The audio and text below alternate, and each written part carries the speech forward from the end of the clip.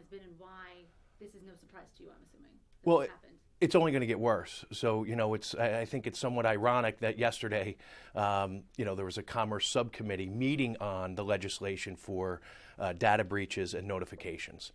But I just think a company like Anthem and many other companies fail to spend enough money to upgrade, their systems, their security, their firewalls. So there are things that they could do to prevent this from happening. I don't know for sure yet, but we do know that the hackers were able to gain access to their servers.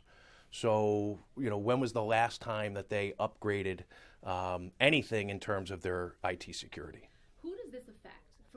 We don't know if anyone in New Jersey was actually affected because Anthem, from what we're trying to find out, Anthem has not told us. They're not saying how many people are where. Exactly. But people in New Jersey could be affected because there are affiliate companies through Anthem that are also, now been exposed. And that's about 67 million people.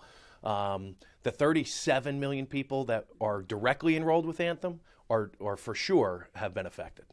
What do you mean by affiliate companies? Affiliate companies, third-party vendors that work with Anthem, doctors, hospital networks, things like that. So, what do we need? First off, if you're concerned that you might have been affected by this breach, what should you do immediately? You should get a copy of a credit report.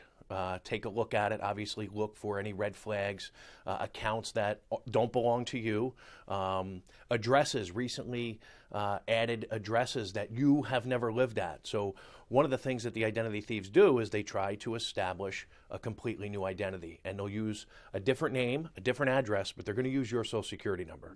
So look at the report, and then, unfortunately, in today's day and world, you really need to be involved in a credit monitoring program that also has the resolution services, because people always say, Paul, what if I get the alert that somebody just tried to open up a credit card or multiple cards, or they're leasing a car or buying a house? So the average person doesn't know what to do. So make sure you have some type of resolution service that goes along with the credit monitoring. And I say it's unfortunate because the free services that are out there are just inadequate. So people are going to wind up having to pay anywhere from $10 to $20 a month for that service. But it's the world we live in.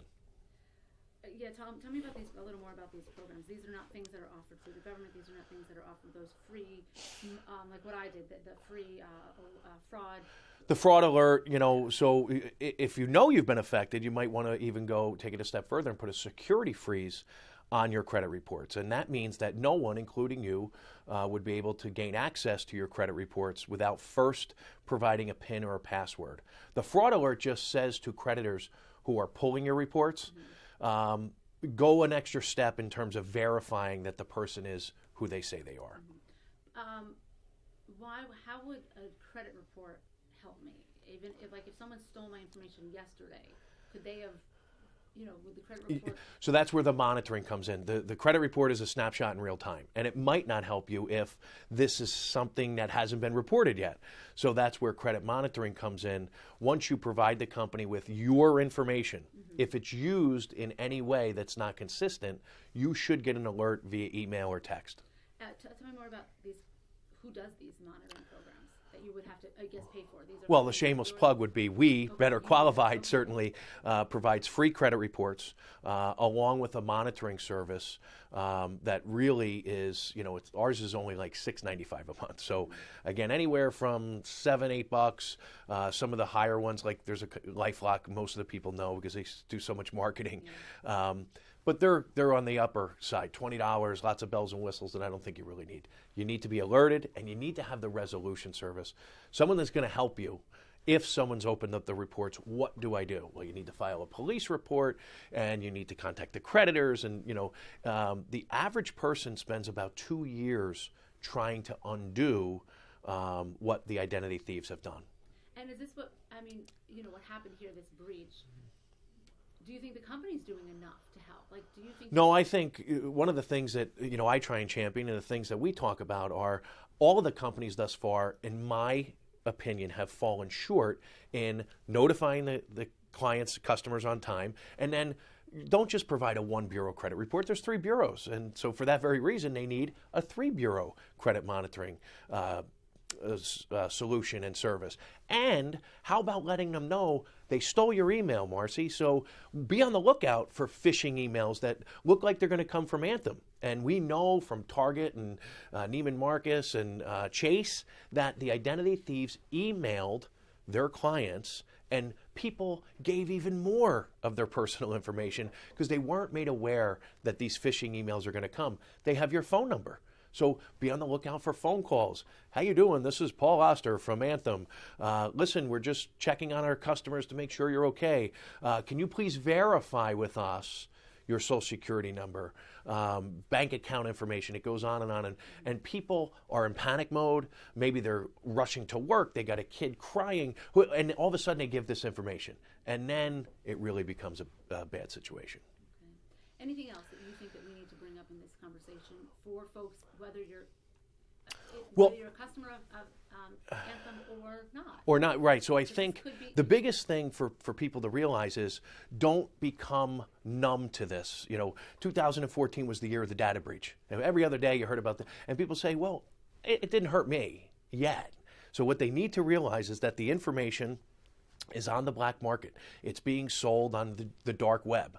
So it's only a matter of time before somebody buys it and uses it. And just because it hasn't happened yet, take the steps, be proactive in protecting yourself, because obviously the government can't do it, these companies can't do it, retailers can't do it. We lock our front doors, we lock our cars, we lock our phones, but we fail to lock our identities down. So take a couple of simple steps to protect yourself, and one of them being get involved in a credit monitoring program. Identity theft is the fastest growing crime, and it's going to continue to be that way because of our dependence on doing everything over the internet. So a monitoring program, any other things? I mean, I guess keep an eye on your account, whether it's your checking account. I'm assuming absolutely. You can call and have all of your account numbers changed. You don't have to close accounts and get new accounts, but have the account numbers changed. Change your PINs and passwords. And I say, this is my job. I preach this every day, and people don't do it. They hear it and they go, oh, but it's an inconvenience. But if you don't do it, believe me, it's a far bigger inconvenience if you become a victim of identity theft. So change your PINs and passwords, change your account numbers. You don't have to get new accounts, but certainly change them. And then obviously you're going to have to change, you're going to have to alert the creditors. Maybe you have auto draft and auto pay and all that stuff. But if it takes you an hour, you're done. If you're a victim of identity theft, like I said before, it could take you years, and it could be financially, devastating along the way. And when you say change your account numbers, you mean like bank account, checking account, savings account, that's... Absolutely. Bank accounts, checking accounts, credit cards, all of those banks and creditors will issue you new account numbers. Mm-hmm. And here's the thing, it's kind of related to it, but everyone has debit cards now. But when you go to the store, the default is for you to use it as a debit card because the retailer pays less money to process that transaction. Ask to use it as a credit card. So when you swipe your debit card now, it says, what's your PIN?